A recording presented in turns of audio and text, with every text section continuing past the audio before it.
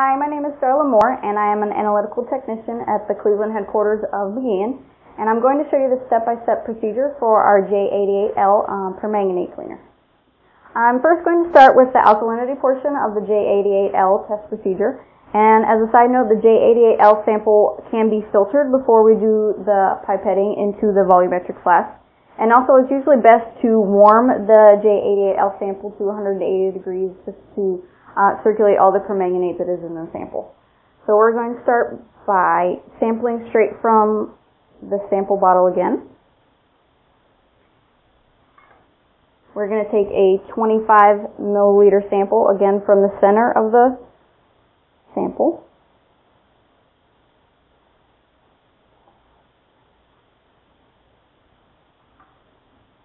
And again, make sure to wipe off the pipette to get rid of any excess sample.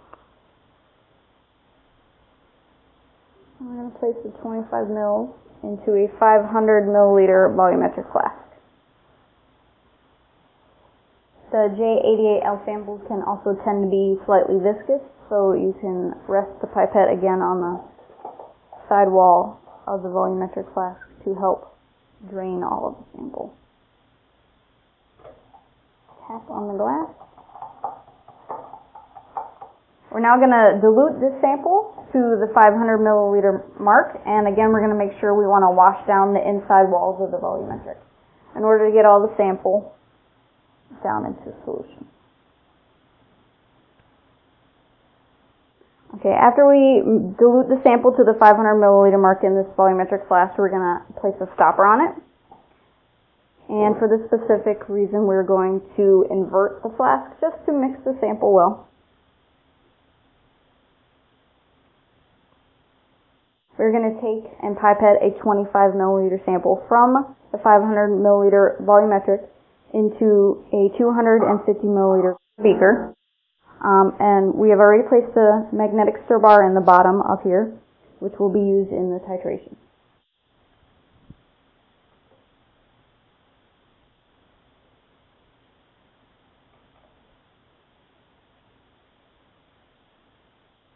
And place the 25 milliliters. Rest it so that the solution can drain out properly. And we're going to take the 25 milliliter sample that's in here and we're going to dilute it to 100 milliliters. And again, you want to make sure that you rinse down the inside walls to make sure that all the sample has been washed down. Using our 100 milliliter diluted sample of the J-88L, we are now going to determine the percent based on alkalinity using a titration step. We're going to be titrating the sample with a 1.0 normal sulfuric acid and lowering the pH to a 6.0. So we have it sitting here on the stir. We're going to have constant agitation of the sample. Place the pH probe in. And you want to let it sit and let the pH stabilize. At this point we will titrate with the 1 normal sulfuric acid, lowering the pH to 6.0. And the pH of the solution can be lowered very quickly with just 1 drop of sulfuric acid, so you want to do it slowly.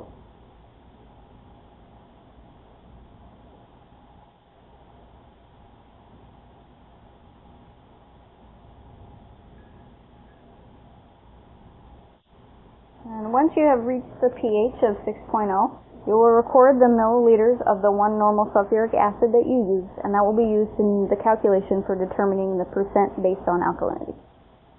After determining the alkalinity of the J-88L sample, we are going to use the same sample from the alkalinity portion of the test used to determine the permanganate. At this part in the process, we are going to add 10 milliliters of the 50% sulfuric acid to the sample.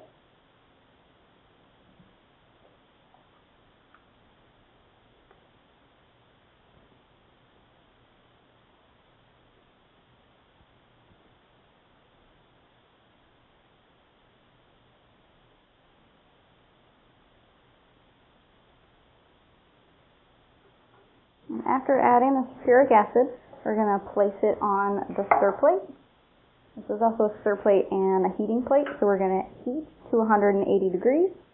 And you're going to want to add some agitation to the sample.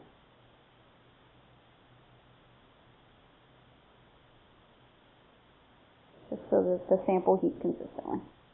We're now going to continue on in determining the percent concentration of the permanganate in our J-88L sample. And just as a side note, we have the sample warming up here to 180 degrees on the hot plate with continued agitation. And you want to make sure that you don't overheat the sample or you'll get a brown ring that forms at the top of the sample, and then subsequently you'll get a lower concentration than is actually in the sample. So now that the sample is at 180 degrees, we are going to add 25 milliliters of the sodium oxalate to the solution.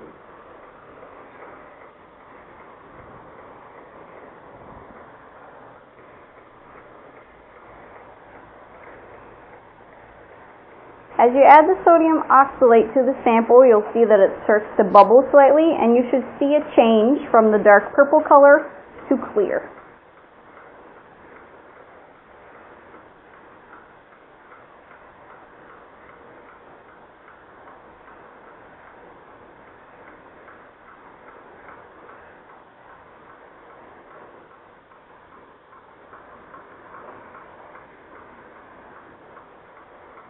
The change is not always instantaneous, so it may require just a little bit of extra agitation after you've completed adding all of the sodium oxalate.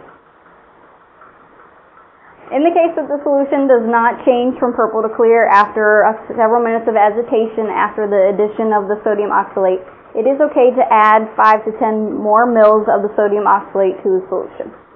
After the solution has cleared up from the purple color and you do not see any remnants of any brown or purple flakes in the solution, we're going to titrate with the potassium permanganate drop-wise until the solution turns from clear back to a faint pink or purple color.